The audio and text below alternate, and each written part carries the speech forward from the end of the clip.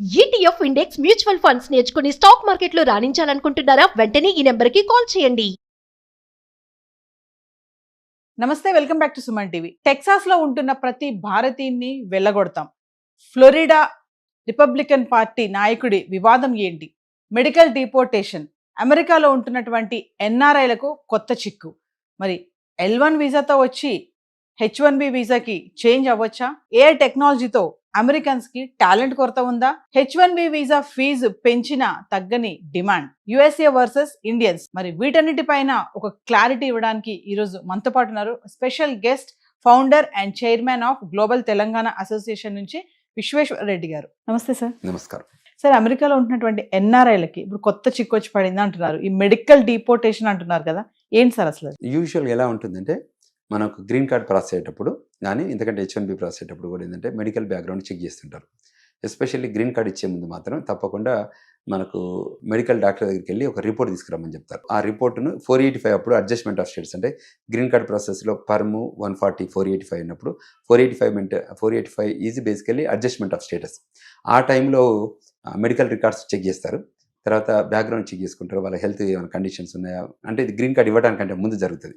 So అక్కడ ఏదైనా concerns ఉండి దాని మేజర్ ఇంపాక్ట్ ఉంటుంది అనుకుంటే దాని రకంగా యాక్ట్ చేస్తారు. అప్పుడు గ్రీన్ కార్డ్ క్యాన్సిల్ చేయడం కానీ, గ్రీన్ కార్డు రిలేటెడ్ ప్రాసెస్ని ఆపేయడం కానీ ఉంటుంది. అంటే ప్రాపర్ మెడికల్ రికార్డ్స్ లేవనుకోండి, మేజర్ కన్సర్న్స్ ఉంటే గ్రీన్ కార్డ్ ఇవ్వరు.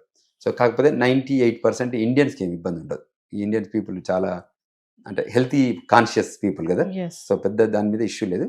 కానీ జనరల్ సెట్టింగ్ ఇన్ మెక్సికో వాళ్ళైతే మనలాగా అంత లాంగ్ ఏజ్ సర్వైవబిలిటీ ఉండదు. సో అక్కడ కొంచెం కన్సర్న్స్ ఉన్నాయి. బట్ ఓవరాల్గా పిక్చర్గా చూస్తే ఇమిగ్రేషన్లో గ్రీన్ కార్డ్ ప్రాసెస్లో ఎక్కువ మేజర్ ఈ చూస్తారు. మెడికల్ రికార్డ్స్ రెగ్యులర్గా కూడా చూస్తుంటారు. ఇప్పుడు కాకపోతే ఏంటంటే వాళ్ళకి బ్యాక్గ్రౌండ్ చెక్ అని ఉంటారు కదా, ఆ బ్యాక్గ్రౌండ్ చెక్లో భాగంగా చాలా చెక్స్ చేస్తున్నారు. చెక్స్ అండ్ బ్యాలెన్సెస్ చేసి వాళ్ళకే గ్రీన్ కార్డ్ ఇస్తున్నారు.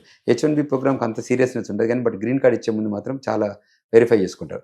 ఒకసారి గ్రీన్ కార్డ్ ఇచ్చిన తర్వాత మళ్ళీ అంత సీరియస్గా పట్టించుకోరు until and unless you engage in big subject అయితే తప్ప. అంటే ఒక ఎన్ఆర్ఐని డిపోర్ట్ చేయాలి అంటే ఏముండాలి సార్? రీజన్స్ ఏముంటాయి? అంటే F1 మీద వచ్చారా, H1 మీద వచ్చారా, గ్రీన్ కార్డ్ మీద వచ్చారా, న్యాచురల్ సిటిజన్షిప్ వచ్చారా, వచ్చాక వాళ్ళు చేస్తున్న వయలేషన్స్ ఏంటి. సో యూజువల్గా ఏంటంటే ఈ CBP ఆఫీసర్స్ కానీ, ఐస్ ఆఫీసర్స్ కానీ వ్యాలిడేట్ చేస్తుంటారు. ఎక్కడన్నా ర్యాండమ్గా వెళ్తే చెక్ చేస్తారు, మీరు ఏంటి, మీ ఇమిగ్రేషన్ స్టేటస్ ఏంటి, మీరు ఏంటంటే వాళ్ళు చెప్పాల్సి వస్తుంది. మీ ఐడి అడుగుతారు, ఐడి చూసుకుపోయి వాళ్ళు కంప్యూటర్లో ఎంటర్ చేస్తే మొత్తం హిస్టరీ వస్తుంది. సో అటువంటిది సిచ్యువేషన్లో కొద్దిగా గైడెన్స్ తీసుకోవాలని మేము విజ్ఞప్తి చేస్తున్నాం, ఎందుకంటే అది ఇంపార్టెంట్ ఇన్ లైఫ్లో, కెరీర్లో. బట్ మేజర్గా ఏంటంటే ఏదైనా ఇన్ఫర్మేషనల్ సేకే, అంతేగాని రియాలిటీ వేరే ఉంటుంది, భిన్నంగా ఉంటుంది. మామూలుగా అంటే ఎన్ఆర్ఐ అంటే ఇంకా సెటిల్ అయిపోయారు, వాళ్ళకి ఎటువంటి ప్రాబ్లమ్స్ ఉండవు, ఇంకా వాళ్ళని ఎవరు టచ్ చేయరు అని అంటా ఉంటారు కదా సార్. మరి ఎన్ఆర్ఐస్ వేరు, పర్మనెంట్ రెసిడెంట్ వేరు, సిటిజన్షిప్ వేరు. అంటే అందులో వేరియస్ పీపుల్. కంట్రీకి కొత్తగా వచ్చిన వాళ్ళకి ఒక రకంగా ఉంటుంది ఐడియాలజీ. కంట్రీకి వచ్చాక కొద్ది రోజులకి గ్రీన్ కార్డ్ వస్తుంది, వేరే ఐడియా ఉంటుంది. కంట్రీకి వచ్చాక గ్రీన్ కార్డ్ వచ్చాక సిటిజన్షిప్ అప్లై చేసుకుంటారు, వాళ్ళకి వేరే ఐడియాలజీ ఉంటుంది. సో అందులో ఎక్కడ వాళ్ళు ఫిట్ అవుతారు అన్న దాన్ని బట్టి వాళ్ళు యాక్ట్ చేస్తుంటారు. సో మనం వాళ్ళకే ప్రాపర్ గైడెన్స్ ఇచ్చి, అమ్మ మీరు ఈ స్టేటస్లో ఉన్నారు, మీకు ఇంత ఫ్యూచర్ ఉంది అది చెప్తే వాళ్ళు కూడా వింటారు. It's not major in drug dealing, it's not major in human బాడీలో ఇంజురీ, అటువంటివి కావు కదా. సో అది పెద్ద ఇష్యూ కాదు. ట్రంప్ ప్రెసిడెంట్ తీసుకునే కొన్ని డెసిషన్స్ ఉన్నాయి కదా సార్, ఎప్పటికప్పుడు మారుతూ ఉంటాయి. మరి వాటి వల్ల కూడా వీళ్ళకి ఏమైనా ప్రాబ్లమ్స్ ఉంటాయా ఎన్ఆర్ఐస్కి? యూజువల్గానైతే ఎగ్జిక్యూటివ్ ఆర్డర్స్ తీసుకుంటారు. ఎన్ఆర్ఐస్ స్పెసిఫిక్గా ఇండియన్స్లలో కూడా స్పెసిఫిక్గా తెలంగాణ వాళ్ళకి ఒక మేజర్ వేరే కన్సర్న్స్ ఉంటాయి. సో అవి అడ్రస్ చేస్తుంటారు తప్ప గ్లోబల్ ఇష్యూస్ అని తీసుకొచ్చి హైదరాబాద్లో పెట్టరు.